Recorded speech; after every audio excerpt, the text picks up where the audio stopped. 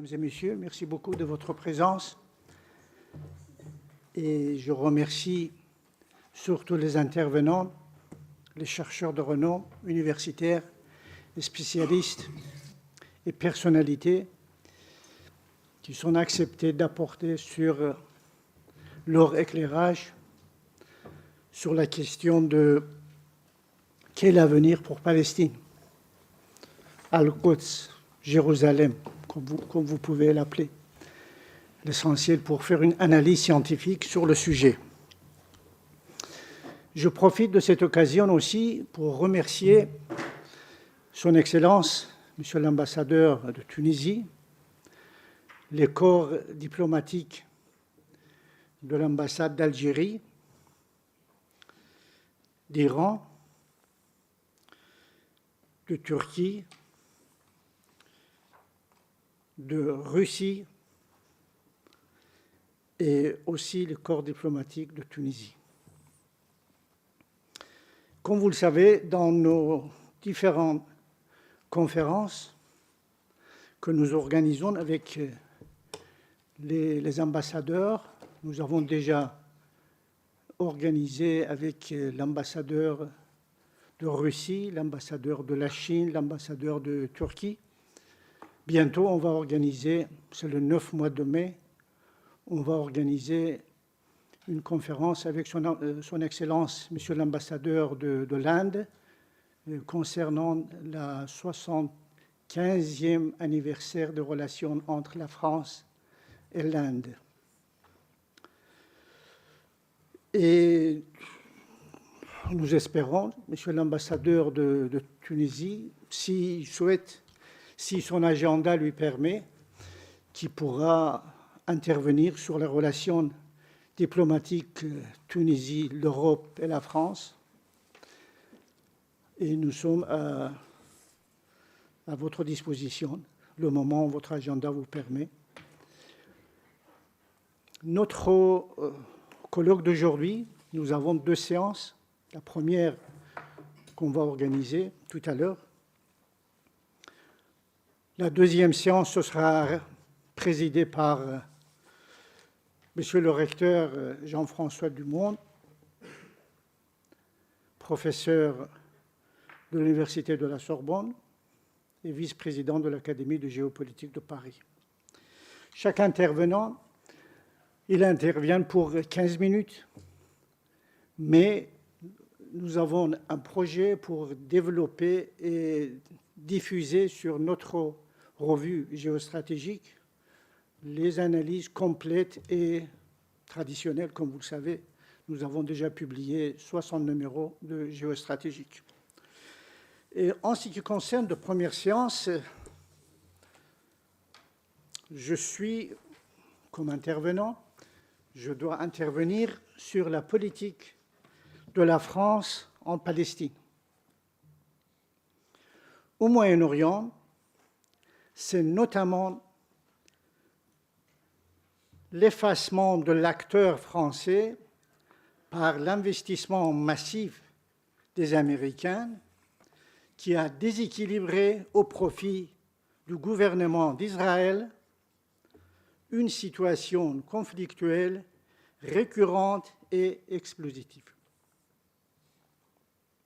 Historiquement, au niveau international, la France a joué auprès d'autres États et lors de débats sur les propositions de résolution à l'ONU, un rôle essentiel pour rappeler la nécessité de l'application du droit international public concernant les territoires arabes et palestiniens occupés, ainsi que la création d'un État palestinien viable comme solution à la crise israélo-arabe.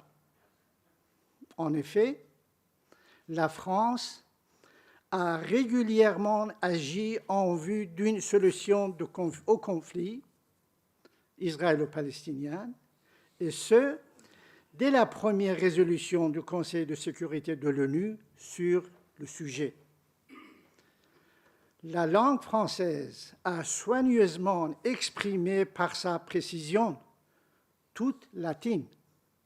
La réalité de l'occupation israélienne suite à la guerre des 6 jours par laquelle Israël s'était emparé du Sinaï jusqu'au canal de Suez, de la bande de Gaza, de la Cisjordanie, dont Jérusalem-Est et du plan du Golan. Par la résolution 242 du 22 novembre 1967 du Conseil de sécurité et surtout son texte en français, ces territoires vont prendre le nom de territoires occupés. Israël et les États-Unis ont systématiquement pris le contre-pied du français, retrait de territoires occupés pour pouvoir en conserver une partie, alors que la version française implique que c'est de la totalité de territoires occupés en 1967 qu'Israël doit se retirer, tout comme la résolution 476 du 30 juin 1980 en français, laquelle exprime que le Conseil de sécurité exige de mettre fin à l'occupation prolongée des territoires arabes occupés par Israël depuis 1967, y compris Jérusalem. Devant la non-application par Tel Aviv d'appliquer cette résolution, la résolution 478 du 20 août 1980 exprimera la même exigence pour mettre fin à l'occupation de Jérusalem. L'inadmissibilité de l'acquisition de territoires par la force a toujours représenté pour la France sa ligne de conduite dans le combat juridique mené au cœur de l'application du droit international public, notamment dans le fait de n'avoir jamais relâché sa volonté de voir appliquer les résolutions auprès tant d'années et dont il faut notamment rappeler les résolutions 242 du 22 novembre 1967, 338 du 22 octobre 1973, 446 du 22 mars 1979, 452 du 20 juillet 1979, 465 du 1er mars 1980, 476 du 30 juin 1980, 478 du 20 août 1980, 1397 du 12 mars 2002, 1515 du 19 novembre 2003, 1850 du 16 décembre 2008 et 2334 du 23 décembre 2016 contre les nouvelles colonies, les activités de peuplement dans les territoires palestiniens occupés, y compris Jérusalem-Est. La France a participé à l'ensemble des dispositifs diplomatiques pour l'application de ces principes, comme par exemple la déclaration conjointe de Madrid de 10 avril 2002, le Quatuor pour le Moyen-Orient, créé en 2002, et dont elle avait poussé l'Union européenne à faire partie la feuille de route du 30 avril 2003 proposée par le Quatuor, composé des États-Unis d'Amérique, de la Russie, de l'Union européenne et des Nations unies. Pour relancer le processus de paix, la France a également organisé une conférence ministérielle pour la paix au Proche-Orient le 3 juin 2016. Elle avait réussi à mobiliser près de 30 États et d'organisations internationales. Et le 15 janvier 2017 a pris la conférence internationale pour la paix au Proche-Orient, réunissant cette fois plus de 70 États, toujours dans l'objectif de l'application du droit international public, exprimé par les résolutions du Conseil de sécurité de l'ONU, non appliquées par Israël.